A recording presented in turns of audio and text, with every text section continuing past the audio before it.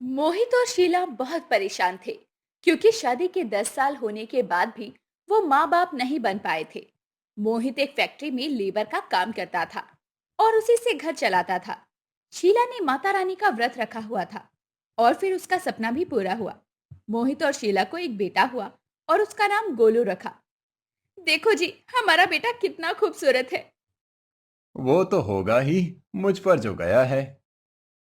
वो दोनों बहुत खुश थे। मोहित एक दिन काम से लौटते वक्त गोलू के लिए एक लॉकेट खरीद कर लाया। लॉकेट में गोलू और शीला की प्यारी सी छवि थी। उसने घर लौटने के बाद वो लॉकेट गोलू के गले में पहना दिया और बोला, ये लॉकेट हमारी निशानी है। ये जीवन भर गोलू के पास रहेगा। वो तो ठीक है, पर ये इतना बदमाश है कि पूछो मत, सोता ही नहीं है। अरे शीला, तुम उसको लोरी सुनाओ ना। लोरी सुनकर सारे बच्चे सो जाते हैं। शीला लोरी सुनाना शुरू करती है। लल्ला लल्ला लोरी, दूध की कटोरी, दूध में बताशा, मुन्ना करे तमाशा। लल्ला लल्ला लोरी, दूध की कटोरी, दूध में बताशा, मुन्ना करे तमाशा। ऐसे ही दिन बीत रहे थे। गोलू अब थोड़ा बड़ा हुआ। एक दिन गोलू ने मेले में जाने की जिद पकड़ ली। दुर्गा माँ के मंडप के पास मेला लगा था। मोहित और शीला गोलू को मेले में लेकर गए, मगर तभी दुर्घटना घटी। मेले में अचानक से आग लग गई। अरे बाप रे, मेले में आग लग गई है। भागो रे भागो। शीला भागो, मेले में आग लग गई है। आप गोलू को छोड़िएगा मत।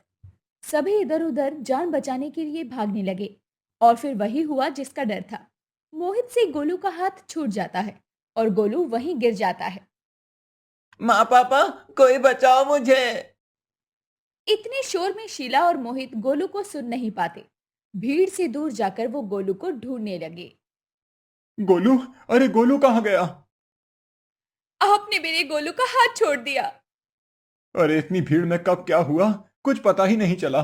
चलो ढूंढते हैं उस गोलू। गोलू। गोलू, मेरा गोलू, गोलू। दोनों ने मिलकर गोलू को बहुत ढूंढा, मगर गोलू नहीं मिला। मोहित रोते हुए घर चला आया। शीला भी उसके साथ थी। इतनी मुश्किल से दोनों को संतान प्राप्ति हुई थी। घर में खुशी आई थी, लेकिन आज सारी खुशी खत्म हो गई। शीला ने रोते हुए भगवान से कहा, हे भगवान, हमारे साथ ऐसा क्यों हुआ? हमने किसी का क्या बिगाड़ा है? हे भगवान, आज मेले में क्यों गए हम? ये सब मुझे नहीं पता। मुझे मेरा गोलू वापस चाहिए। मुझे मेरा गोलू लौटा दो। गोलू ला दो मुझे ढूंढकर। ठीक है शीला, तुम चिंता मत करो। चाहे कुछ भी हो जाए, मैं हमारे गोलू को तलाश करके ही रहूंगा। ये बोलकर मोहित घर से निकल गया और रास्ते में इधर उधर गोलू को ढूंढता रहा। ढूंढते ढूंढते मोहित को समय का कोई ध्यान नहीं रहा।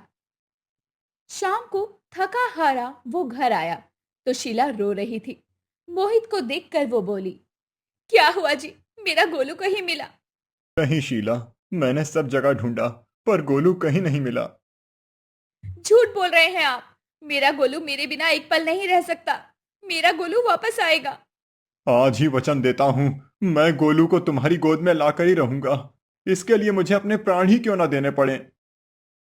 अगले दिन से मोहित बस गोलू को ढूंढता रहा और शीला रोती रही।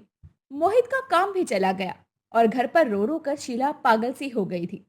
कुछ दिनों के बाद घर का सारा राशन भी खत्म हो गया। तब दोनों को मालूम हुआ कि ये ज्यादा दिन तक नहीं चलेगा। अगर खाना ही ना मिले तो वो गोलू को तलाशेंगे कैसे? ये सोचकर दोनों ने अमीरों के घर नौकरी शुरू की। उन घरों में मोहित घर की साफ सफाई का सारा काम करता रहा, जैसे कपड़े धोना, झाड़ू पोछा, और शीला उन घरों में खाना बनाने में लग गई। काम के बाद बचे हुए समय में गोलू की खोज में दोनों इधर उधर भागते रहे। देखना शीला, गोलू एक दिन जरूर मिलेगा। मैं भगवान से दुआ मांगती हूँ। ऐसे ही 25 साल बीत गए, मगर अभी तक गोलू नहीं मिला। इतने दिनों में मोहित और शीला बहुत सारे घरों में काम कर चुके थे। एक दिन दोनों को खबर मिली कि शहर में एक विवेक नाम का आदमी आया है और उसकी उम्र तो बस 30 की है, मगर उसके पास पैसे बहुत है और उसको 2 काम करने वालों की जरूरत है। तनख्वाह भी बहुत अच्छी है। मोहित और शीला उसके पास जाते हैं। मालिक, हमें ये काम दे दीजिए, हमें काम की बहुत जरूरत है। तुम दोनों काम कर पाओगे क्या? इतनी उम्र जो हो गई है। विवेक की पत्नी का नाम रानी है। रानी वहां आ जाती है और कहती है, ये दोनों बुढ़े बुढ़ी किसी काम के नहीं, भगा दो इन दोनों को। नहीं मालिक, हम बिना कुछ कहे काम करेंगे। बस हमें इस काम के लिए रख लीजिए। ठीक है, कर तो लोगे, मगर काम के वक्त जरा सा भी नखरा किया तो मुझसे बड़ा कोई नहीं होगा। मोहित और शीला को काम मिल जाता है। मोहित घर साफ करने का काम करता है और शीला खाना बनाने में लग जाती है। ए बुढ़े, उधर ठीक से साफ नहीं हुआ, ठीक से साफ कर चल। ठीक है मालकिन, अभी करता हूँ। अरे ठीक से कर, वो वाला कोना क्या तेरा बाप साफ करेगा? मोहित चुपचाप सुनता रहता है और काम करता रहता है। उधर शीला खाना बना लेती है। विवेक और रानी दोनों खाने के लिए बैठते हैं। शीला दोनों को खाना देती है और चुपचाप पास में खड़ी रहती है।